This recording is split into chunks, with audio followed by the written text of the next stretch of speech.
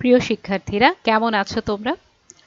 আজকে ইংরেজি দ্বিতীয় পত্রের ক্লাস এবং জুমে নিচ্ছি না, কারণ জুমে আজকে নেওয়া পসিবল হচ্ছে না। তাই আমি ক্লাসটা আজকে রাত্রে রেকর্ড করে রাখছি, যাতে আগামীকালকে তোমাদের 11:50 ক্লাসে আমি এটা আপলোড করতে পারি। তো পাংচুয়েশন ক্লাসে যে কথাগুলো আমার বলার ছিল, বলতে চেয়েছি, সেগুলো আমি সবকিছু সাজিয়ে রেখেছি আজকে তোমাদের জন্য। দেখা যাক যে আজকে আমাদের ক্লাসটা আমরা কিভাবে সাজিয়েছি। কোশ্চেন প্যাটার্ন অ্যানালিসিস প্রথমে, তারপরে একটু রিভিউ, মানে কোশ্চেন প্যাটার্ন অ্যানালিসিসে আমরা যে জিনিসগুলো দেখবো আগেকার বছরের কোশ্চেন থেকে, সেখানে কি কি নিয়ম শিখলাম সেগুলো একটু রিভিউ করব এই সেকশনে, দ্বিতীয় সেকশনে। আর তৃতীয় সেকশনে আমাদের হোমওয়ার্ক থাকবে। তাহলে আমরা প্রথম সেকশনটা শুরু করি। আচ্ছা, সংক্ষিপ্ত সিলেবাসের কথা তোমরা জানো। সংক্ষিপ্ত সিলেবাসে পাংচুয়েশন টপিকটা তো আছেই, আর বিশেষ করে যারা 2020-এর এইচএসসি পরীক্ষার্থী আছো তাদের জন্য একটা গুরুত্বপূর্ণ ইনফরমেশন হচ্ছে তাদের মান বন্টনটা এখানে এরকম। মোট শূন্যস্থান থাকবে 14টি, প্রত্যেকটা শূন্যস্থানের জন্য মার্ক থাকবে 0.5। তাহলে 0.5কে 14 দিয়ে গুণ করো, মোট নাম্বার তুমি এই পাংচুয়েশন আইটেমটা সলভ করে তুমি পাবে 7 নম্বর। আমরা ঢাকা বোর্ড 2016-র কোয়েশ্চেনটা একটু দেখে নেব।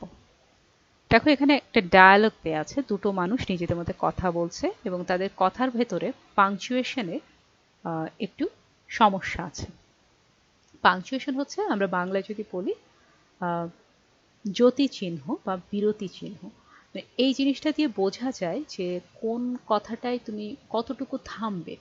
এই যে আমি যে কথাগুলো তোমাদের সাথে এখন বলছি, এই কথাগুলো যদি আমি একবারে বলে যাই যে শোনো, তোমাদের আজকে একটা ক্লাস হবে, এই ক্লাসে তোমরা এখন এগুলো এগুলো শিখবে, তারপরে তোমরা যা শিখবে সেগুলো সেগুলো তোমরা নিজেদের মধ্যে চর্চা করবে, এভাবে যদি বলি, তাহলে দেখো যে তোমাদের কিন্তু বুঝতে খুব অসুবিধা হচ্ছিল। কিন্তু আমি যদি আমার যে কথার মধ্যে যে ছোট ছোট বাক্যগুলো আছে, সেই বাক্যগুলোর পরপর যদি একটা পজ নিই, একটু থামি, এই থামাটা হচ্ছে পাংচুয়েশনের একটা বড় ফ্যাক্টর। মানে তুমি কথাটা সাজাবে, কোন কথাটা কোন জায়গায় জিজ্ঞাসা হচ্ছে, কোন জায়গায় তুমি বিস্ময় প্রকাশ করছো, কোন জায়গায় তুমি বাড়তি ইনফরমেশন দিচ্ছ, কোন জায়গায় তুমি থামছো, এই জিনিসগুলো যে চিহ্নগুলোর দ্বারা আমরা প্রকাশ করি, সেগুলো হচ্ছে পাংচুয়েশন। তো বিস্তারিত কথা না বলে আমরা যদি একটা কোয়েশ্চেন সলভ করতে শুরু করি, তাহলে আমাদের কাছে ব্যাপারটা ক্লিয়ার হবে। একদম প্রথমে দেখো, একটা ডায়ালগ আছে। প্রথম জনের নাম আমরা ধরে নিলাম এ, দ্বিতীয় জনের নাম বি। তাহলে এ বলছে, হোয়াটস সোলার এনার্জি? এটা একটা কোয়েশ্চেন। দেখো এখানে হোয়াটস লেখা, একটু বোধহয় সমস্যা আছে শব্দটা। হ্যাঁ, কি শব্দ, মানে কি সমস্যা আমরা একটু পরে দেখবো। আমরা পড়ে যাই, দেখি যে কোথায় কোথায় সমস্যা চোখে পড়ে। It's one of the renewable energy resources. Why is it called green energy? দেখো, এটা ওয়াই দিয়ে শুরু একটা মানে কথা, তার মানে এটা একটা প্রশ্ন হওয়ার কথা, তাই না? কিন্তু কথাটা শেষ হচ্ছে এখানে একটা ফুল স্টপ দিয়ে, why is it called green energy. তার মানে এটা একটা ভুল, কিন্তু ভুল হওয়ারই কথা। কারণ দেখো, এখানে যেমন হোয়াট সোলার এনার্জি বলছে, কোয়েশ্চেন যেহেতু কোয়েশ্চেন মার্কস দিয়েছে, কোয়েশ্চেন মার্ক দিয়েছে, কিন্তু এখানে ফুল স্টপ। আচ্ছা, তারপরে বলছে, well, it's green energy because it helps us keep the earth green. I mean, it doesn't emit any pollutant in the atmosphere when we produce and use it. তারপরে এ আবার বলছে, I see then it must be a clean source of energy. কোথায় থামতে হবে তুমি কিছুই বুঝতে পারলে না এই সেন্টেন্সে, তাই না? এরপরে বলছে কি, exactly, and that's why it's called clean energy. এই যে দ্যাটস, ইটস, এই শব্দগুলো কিভাবে আমরা উচ্চারণ করব আমরা কিন্তু জানি না, মানে আসলে কি প্রকাশ করছে জিনিসটা। দেখো, এই সেম জিনিসটা আমরা আর একবার পড়বো সঠিক পাংচুয়েশন দিয়ে। What is solar energy? এই যে ওয়ার্ডস, এই ওয়ার্ডসটা আসলে কিন্তু এই ওয়ার্ডস সমান সমান হচ্ছে হোয়াট ইজ। ঠিক আছে, এটা জাস্ট আমি ব্যাখ্যাটা লিখে দিলাম। এই ওয়ার্ড সমান সমান হচ্ছে হোয়াট ইজ। আবার দেখো, it's one of the renewable energy resources. এটা কি? এটা হচ্ছে ইট ইজ, মানে যখন আমরা একটু দ্রুত কথা বলি তখন ইট ইজ কথাটা বলতে একটু সময় নেয়, সেজন্য আমরা কি করি, কথায় আমরা ইট ইজ না বলে বলি ইটস। এখন এই ইটস মানে কিন্তু ইট ইজ মানে হচ্ছে এটা হয়। যখন তুমি এই ইট শব্দটাকে একটা সাবজেক্ট হিসেবে ব্যবহার করবে তখন তুমি এভাবে লিখবে যে it's one of the renewable energy resources. কিন্তু একটা জিনিস এখানে তোমাদের জেনে রাখা উচিত, সেটা হচ্ছে ইটস বলেও কিন্তু একটা শব্দ আছে। এই ইটস মানে হচ্ছে এটার। দেখো এখানে লেখা হলো এটার, মানে হচ্ছে যেমন ধরো দিস ইজ আ ক্যাট, এটা একটা বিড়াল, ইটস নেম ইজ টমি, এটা একটা বিড়াল, এটার নাম হচ্ছে টমি। তাহলে আমি এইখানে যে ইটস বলবো মানে এটার নাম টমি, সেখানে কিন্তু আমি এই ইটস বলবো। যখন আমি এটার অর্থ প্রকাশ করবো তখন এটা বলবো, কিন্তু যখন আমি বলবো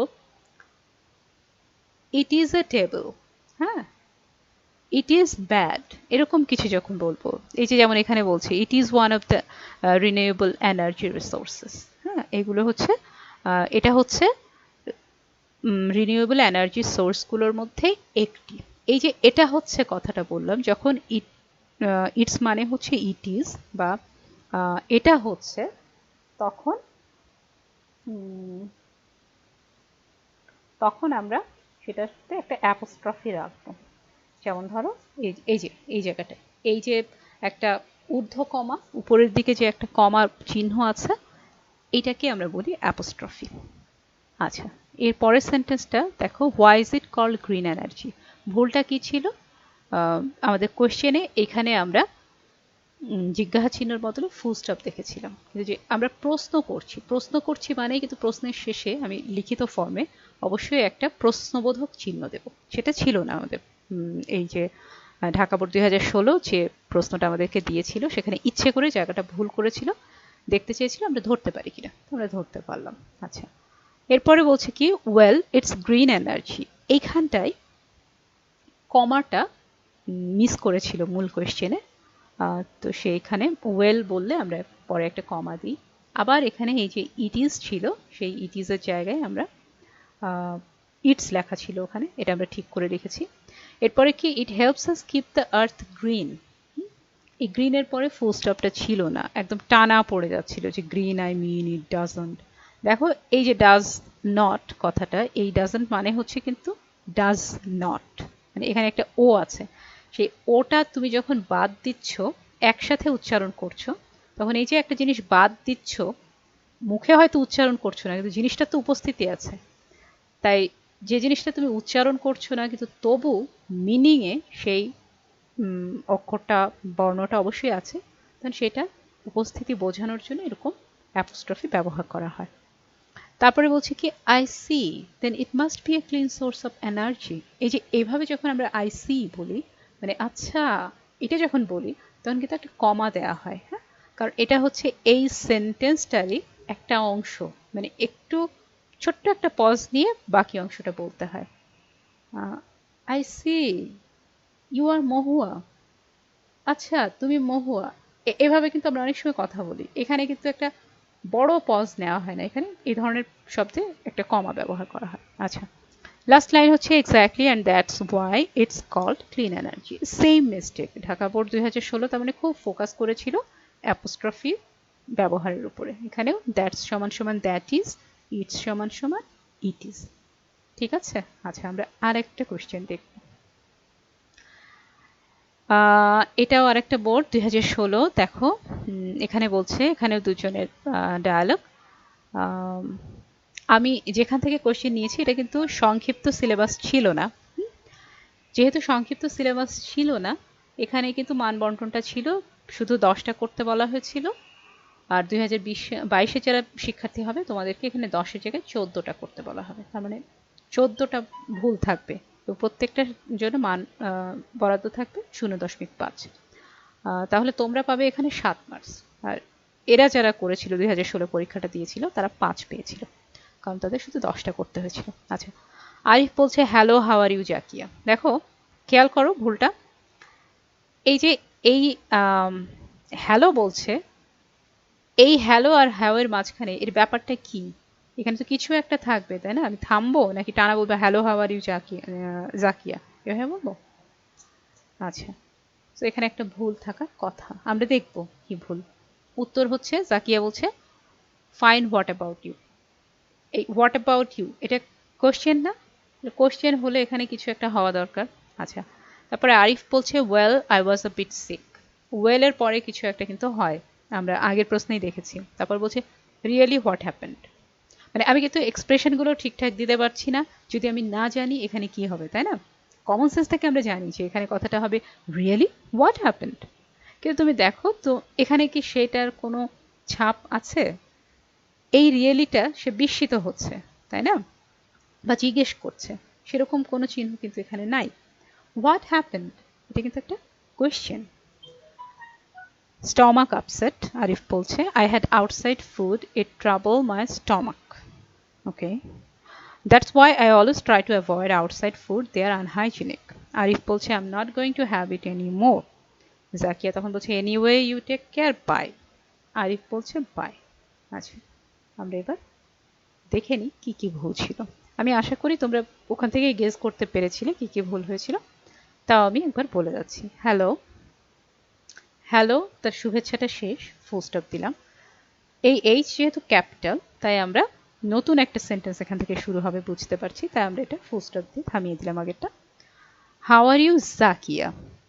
এই যে একটা মানুষের নাম যখন নাম ধরে তুমি সম্বোধন করো, তার আগে তুমি যে সেন্টেন্সটা বলো, সেই সেন্টেন্স এবং নাম, এই যে হাউ আর ইউ এই সেন্টেন্স এবং নাম, এই দুইটার মাঝখানে কিন্তু একটা কমা দিতে হয়। যেমন আমাকে যদি কেউ জিজ্ঞেস করে তুমি কেমন আছো শ্যামা, তাহলে তুমি কেমন আছো কমা শ্যামা জিজ্ঞাসা চিহ্ন, জিনিসটা এরকম হওয়া উচিত। জাকিয়া বলছে ফাইন, হোয়াট অ্যাবাউট ইউ জিজ্ঞাসা চিহ্ন। Well I was a bit sick, ওয়েলের পরে কমা। এই যে আমি একটু অসুস্থ ছিলাম, এই ধরনের কথাগুলো আমরা কিভাবে বলি? একটা কিন্তু ছোট্ট পজ নিই ওই শব্দটা করার পর, যেমন আমি বললাম অথবা এই তো একটু অসুস্থ ছিলাম, এই ওয়েলের বাংলা হয়তো বাংলায় বললে আমরা বলবো এই তো একটু অসুস্থ ছিলাম। তাহলে এই তো বলেই কিন্তু আমি ছোট্ট পজ নিচ্ছি, এই ছোট্ট পজটা বোঝানোর জন্য কিন্তু আমরা কমাটা দিচ্ছি। তারপর বলছি রিয়েলি হোয়াট হ্যাপেন্ড। এই রিয়েলি মানে কি, যে তাই নাকি, সত্যি, তার মানে তো আমি একটু বিস্মিত, তো সেটা তো আমার প্রকাশ করতে হবে আমার লেখায়, তাই বিস্ময়সূচক চিহ্ন। হোয়াট হ্যাপেন্ড এটা একটা প্রশ্ন, সো ডেফিনেটলি কোয়েশ্চেন মার্ক থাকবে। সে উত্তর দিচ্ছে স্টমাক আপসেট, আই হ্যাড এখানে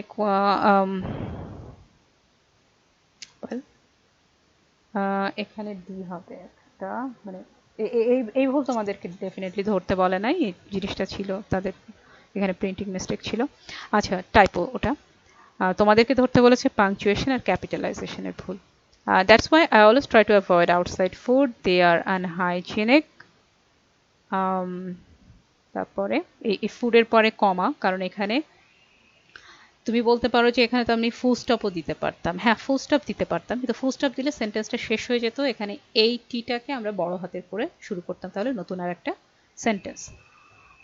কিন্তু আমার মানে আমাদের যেটা মনে হচ্ছে যে এখানে সেন্টেন্সটা সম্পর্কযুক্ত, যে ও বলছে কি এই কারণে আমি সবসময় বাইরের খাবার এড়িয়ে চলি, এগুলো আনহাইজিনিক, মানে এখানে একটা কারণ শব্দটা উচ্চ আছে, যে কারণ এগুলো আনহাইজিনিক, তার মানে সম্পর্কিত। হ্যাঁ এই শব্দটা এই এই বাক্যটা এই আগের বাক্যেরই এক ধরনের কন্টিনিউয়েশনের মতো, তাই আমরা কমা দিচ্ছি কারণ এই টিটা ছোট হাতের আছে, যদি টিটা বড় হাতের করে দিতে হবে আমাকে, যদি আমি এখানে ফুল স্টপ দিই, কারণ নতুন একটা সেন্টেন্স শুরু হলে তো সেটা বড় হাতের অক্ষর দিয়েই শুরু হবে। আচ্ছা, I am not going to have it any more, তারপরে বলছি anyway you take care, bye. Anyway যাই হোক, ভালো থাকো, বাই। এগুলো কি, এগুলো কিন্তু ছোট ছোট কমা ডিমান্ড করে, কারণ ছোট ছোট পজ আছে এখানে। হ্যাঁ, তাহলে আমরা এগুলো শিখে ফেললাম, দুটো কোয়েশ্চেন আমরা সলভ করেছি। অ্যাকচুয়ালি রিভিউ করবো। রিভিউটাতে আমাদের এই রিভিউ সেকশনে আমরা কয়েকটা ইম্পর্টেন্ট পয়েন্ট দেখবো। আমরা ফুল স্টপটা দেখে নিই, যে ফুল স্টপ আমরা কখন ব্যবহার করি। সবচাইতে বড় বিরতিটা আমরা ফুল স্টপ দিয়ে বোঝাই, বেশিক্ষণ থামি, ফুল স্টপ থাকলে তুমি একটু বেশিক্ষণ থামো, সম্পূর্ণ বিরতি বোঝানো হয় এটা দিয়ে। সাধারণত এটা তুমি কি ধরনের সেন্টেন্সে পাবে, অ্যাসার্টিভে পাবে, ইম্পারেটিভে পাবে, অপটেটিভ সেন্টেন্সের শেষেও পাবে। আর যদি কোনো ডিগ্রির নাম বলো, যেমন ধরো বিএ মানে ব্যাচেলর অফ আর্টস, এইচএসসি, এই ধরনের সংক্ষিপ্ত রূপের শেষে আমরা কি করি, আমরা ফুল স্টপ দিই। ইউএসএতেও কিন্তু ফুল স্টপ দেওয়া হয়, কারণ ইউনাইটেড স্টেটস অফ আমেরিকা এই পুরো কথাটাকে ছোট করে বলা হয়, তাই ইউ এর পরে একটা ফুল স্টপ, এস এর পরে একটা ফুল স্টপ, এর পরে একটা ফুল স্টপ, এভাবে বলা হয়। এই ফুল স্টপগুলো দেওয়া হয় হচ্ছে ওই ঘাটতিটা পূরণ করার জন্য, যে এই ইউ কিন্তু শুধু ইউ অক্ষরটা না, এটা হচ্ছে ইউনাইটেডের সংক্ষিপ্ত রূপ ইউ, এস হচ্ছে স্টেটসের সংক্ষিপ্ত রূপ এস। হ্যাঁ, এভাবে বলা। এবার আমরা কমাতে আসি। কমা হচ্ছে ফুল স্টপের চাইতে একটু কম বিরতি নেয়। কমা আমরা দেখলাম যে সম্বোধন যদি করি কাউকে, এই যে সম্বোধন করেছিলাম না, জাকিয়া বলে সম্বোধন করলাম, তো কাউকে একজনকে সম্বোধন করছি, হ্যাঁ, যেমন বলছি জুথি তুমি কাজটা করো, তাহলে এই যে জুথি এবং তুমির মাঝখানে আমরা কমা দেব। কারণ কাউকে কোনো একটা নাম ধরে ডাকলাম, বন্ধু অনেকদিন পর তোমার সাথে দেখা হলো, এই বন্ধু এরপরে একটা কমা হবে, তারপরে অনেকদিন পর তোমার সাথে দেখা হলো, বাংলায় দাড়ি, ইংলিশে ফুল স্টপ। এরকম ভাবে আমরা কমাটা ব্যবহার করি। আর এই যে একটা সেন্টেন্স যেটা দেখলে না একটু আগে, যে দে আর আনহাইজিনিক, এই ধরনের কিছু সেন্টেন্স থাকে যেটা একটা সেন্টেন্স লিখেছি, পরে আর একটা সেন্টেন্স শুরু হচ্ছে, যে যেমন এখানে that's why I always try to avoid outside food, they are unhygienic. এই ধরনের সেন্টেন্স কিন্তু অনেক সময় কমা দিয়ে আলাদা করা হয়। কমার এটাও একটা ফাংশন। এই মোটামুটি কমার একটা ব্যবহার। তোমাদের পরীক্ষায় যেগুলো আসবে সেটা কমার এই ধরনের ব্যবহারই দেখানো হবে বেশি। আর এর পরেটা হচ্ছে সেমিকলন। বেশ এটা একটা মজার ব্যাপার, যে এটা হচ্ছে ফুল স্টপ আর কমার মাঝখানে, মানে ফুল স্টপের চাইতে একটু কম সময় আর কমার চাইতে একটু বেশি সময়। তাই সেমিকলনটা ধরো তুমি যদি বিরতির সময়সীমা দিয়ে হিসাব করতে চাও, তাহলে সেমিকলন জিনিসটাকে তুমি এটার মাঝখানে রাখলে বুঝতে পারবে যে ফুল স্টপের চাইতে কম, কমার চাইতে বেশি, মানে থামার পরিমাণটা আর কি। ফুল স্টপ দেখলে তুমি সবচেয়ে বেশি সময় ধরে থামবে সেই জায়গায়, কমা দেখলে একটু কম সময় থাকবে, আর সেমিকোলন দেখলে তুমি ফুল স্টপের চাইতে কম সময় থামবে কিন্তু কমার চাইতে বেশি সময় থামবে। এটা হচ্ছে মোটামুটি একটা জেনারেল। কিন্তু আমরা এই ধরনের রুল যখন আমরা কথা বলি বা যখন কোনো কিছু পড়ি, সব সময় কিন্তু অত মাথায় থাকে না। বিশেষ করে কথা বলার সময় আমরা কমা, সেমিকোলন, দাড়ি অত মেপে কথা সব সময় বলতে পারি না। তবু কিন্তু একটা জেনারেলি এক ধরনের সেন্স থাকে কথা বললে, দেখবে যে একদম টানা কথা তুমি রোবটের মতো কিন্তু বলছো না। আচ্ছা, সাধারণত দেখা যায় যে কোঅর্ডিনেটিং কনজাংশনগুলোতে ব্যবহার করা হয়। যেমন ধরো বলা হচ্ছে যে I came home, I cook dinner, I wash dishes, I went to bed. এই যে প্রত্যেকটাকে আমি, প্রতিটাই কিন্তু কোঅর্ডিনেটিং কনজাংশন। তো এই সেন্টেন্সগুলোকে, ছোট ছোট এই যে অংশগুলোকে আমি সেমিকলন দিয়ে আলাদা করব। একই ধরনের স্ট্রাকচার, এগুলো এক ধরনের সম্পর্কযুক্ত, আমি এই অংশগুলোকে সেমিকলন দিয়ে আলাদা করব। ঠিক আছে, এবার আমরা দেখি কোলন। কোলনের কাজ কি? কোলন হচ্ছে সেমিকলনের চাইতে একটু বেশি সময়ের বিরতি নেয়। তো পরীক্ষার জন্য আসলে ঠিক কতক্ষণ থামবো এটা অতটা গুরুত্বপূর্ণ না মাথায় রাখাটা, কিন্তু আমরা কিভাবে জিনিসটাকে ব্যবহার করি লেখালেখিতে সেটা একটু দেখতে হবে। ডায়ালগ বা ড্রামার ক্ষেত্রে, যেমন এই যে একটু আগে তোমরা কি দেখলে যে আসিফ নাকি আরিফ, হ্যাঁ আরিফ, জাকিয়া, এগুলোতে কি দেখো এই কোলন আছে, মানে হচ্ছে এই কথাটা আরিফ বলছে, এই কথাটা জাকিয়া বলছে। এটাই হচ্ছে সেই কোলন, যে তুমি দুটো মানুষের মধ্যেকার ডায়ালগ বুঝাবে তাহলে কিন্তু তুমি এই কোলনটা ব্যবহার করবে। এটা একটা ব্যবহার। আর আরেকটা কি, যে অনেক সময় আমরা বলি না যে বাক্য 5 প্রকারের হয়, অ্যাসার্টিভ, তারপরে ইম্পারেটিভ, অপটেটিভ, এক্সক্লেমেটরি। এরকম ভাবে এই যে সেন্টেন্সের নামগুলো বলে যাচ্ছি, তখন আমরা কি করব, কোলন দেব, যে বাক্য এত ধরনের হয় বলে একটা কোলন দেবো। এটা কিন্তু তোমরা খুব ব্যবহার করো পরীক্ষা খাতায়, তোমরা বলো যে আমরা নিচে নিচে এটি ব্যাখ্যা করা হলো বলে কিন্তু তুমি একটা কোলন দিয়ে দাও। যদিও তোমরা এখানে কোলনের জায়গায় বিসর্গ চিহ্ন ব্যবহার করো, এটা কিন্তু ভুল। কোলন আর বিসর্গতে একটু পার্থক্য আছে। বিসর্গ হচ্ছে বাংলার একটা বর্ণ এবং সেটা গোল্লা গোল্লা হয়, দুটো গোল্লা। আর কোলন কিন্তু গোল্লা না, কোলন হচ্ছে দুটো উপর নিচে থাকা দুটো ডট, উপরে একটা ডট নিচে আর একটা ডট, কোলন এভাবে লিখতে হয়। আচ্ছা, আমরা পরে চলে যাই নোট অফ ইন্টারোগেশন। এটা হচ্ছে প্রশ্নবোধক চিহ্ন।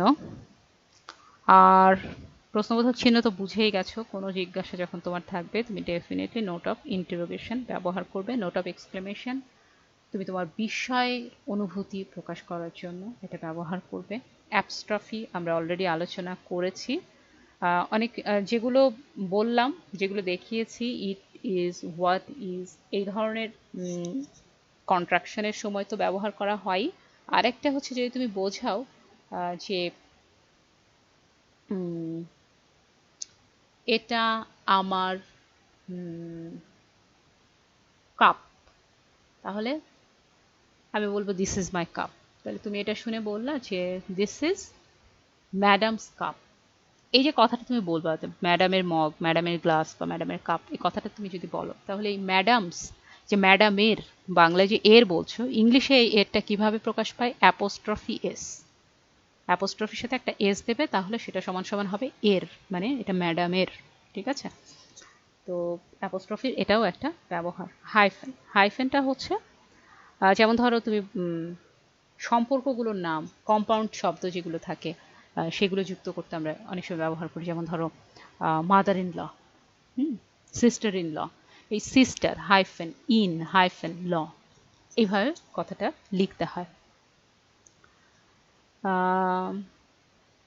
ওকে, তারপরে ড্যাশ।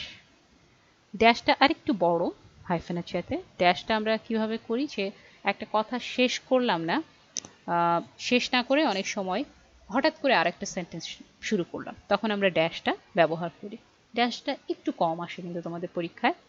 ব্র্যাকেট, ব্র্যাকেট হচ্ছে সাধারণত কোনো কিছু ব্যাখ্যা করতে। যেমন ধরো আমি নিজেই একটা কিন্তু তোমাদের ক্লাস নিতে নিতে ব্যবহার করলাম, সেটা ছিল কোথায়, এই যে এখানে, এই যে ইটস লিখেছি, ইটস মানে কি, এটা আমি ব্র্যাকেট লিখে কিন্তু আবার ব্র্যাকেটের ভিতরে দিয়ে দিয়েছি ইট ইজ, মানে হচ্ছে এই ইটস সমান সমান হচ্ছে ইট ইজ। তাই কোনো কিছু ব্যাখ্যা করতে আমরা ব্র্যাকেট ব্যবহার করি। আচ্ছা, তাহলে আমরা শিখলাম, ব্র্যাকেটটা শিখেছি। এবার ক্যাপিটাল লেটার, বড় হাতের অক্ষর আমরা কখন কখন ব্যবহার করি। বড় হাতের অক্ষর আসলে আমরা অনেক ক্ষেত্রে ব্যবহার করি। আমরা একটু চোখ বুলিয়ে নিই, আমরা কোথায় কোথায় বড় হাতের অক্ষর ব্যবহার করি। বাক্যের প্রথম শব্দের প্রথম বর্ণ, মানে যে কোনো একটা বাক্য তুমি শুরু করছো, এটা তো তুমি জানোই, তোমরা সবাই এতদিনে জানো যে বাক্যের প্রথম যে শব্দটা থাকে একটা সেন্টেন্সে, সেটা ডেফিনেটলি সেটার প্রথম বর্ণটা অবশ্যই ক্যাপিটাল লেটার হবে। প্রপার নাউন, প্রপার নাউন অবশ্যই সেটা বড় হাতের হবে, সেটা যদি সেন্টেন্সের মাঝখানেও থাকে সেই শব্দটা। যেমন তোমার নাম জুথি, হ্যাঁ, তুমি বললা যে আই মেট জুথি ইয়েস্টারডে, জুথির সাথে আমার দেখা হয়েছিল। তাহলে এই যে জুথি মাঝখানে আছে, তোমার মনে হলো যে জুথি হচ্ছে এই শব্দের 3 নম্বর, মানে এই বাক্যে 3 নম্বর শব্দ, আই মেট জুথি। তাহলে যে ছোট হাতের দিতেই পারি না, ওটা একটা প্রপার নাউন, একটা হচ্ছে নাম ওটা, তো আমরা জুথির যে বড় হাতের দেব। আচ্ছা, বার, মাস, পর্ব, বিখ্যাত ঘটনার প্রথম বর্ণ ক্যাপিটাল লেটার হয়।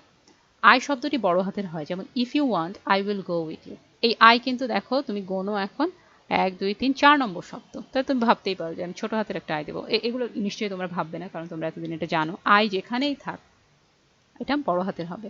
সম্বোধনের ক্ষেত্রে সম্বোধনটা চিঠিপত্রের সম্বোধনে আর কি আমরা বড় হাতের করি। যেমন ধরো ডিয়ার স্যার, এই স্যারটা আমরা ছোট হাতে লিখবো না, আমরা বড় হাতেরই লিখবো। যাকে সম্বোধন করছি চিঠিতে, তাকে আমরা বড় হাতের করে সম্বোধন করব। আর উপাধির ক্ষেত্রে অনেক সময় আমরা উপাধিটা বড় হাতের দিতে হয়, বইয়ের নাম বড় হাতের দেবে, কোনো প্রতিষ্ঠানের নাম বড় হাতের দেবে, জাতি ধর্ম সম্প্রদায়ের নাম বড় হাতের, যেমন মুসলিম, তুমি অবশ্যই এটাকে ক্যাপিটাল এম লিখতে হবে তোমাকে। হিন্দু এইচ তোমাকে বড় হাতের দিতে হবে। দিকের নাম, কোন এই যে ইস্ট ওয়েস্ট নর্থ সাউথ, এগুলো তোমাকে বড় হাতের দিতে হবে। আল্লাহ তাআলার নাম অবশ্যই বড় হাতের দিতে হবে। ঠিক আছে, এখন আমরা তাহলে একটু দেখে নিই আমাদের হোমওয়ার্ক কি কি। ঠিক আছে, আমাদের হোমওয়ার্ক হচ্ছে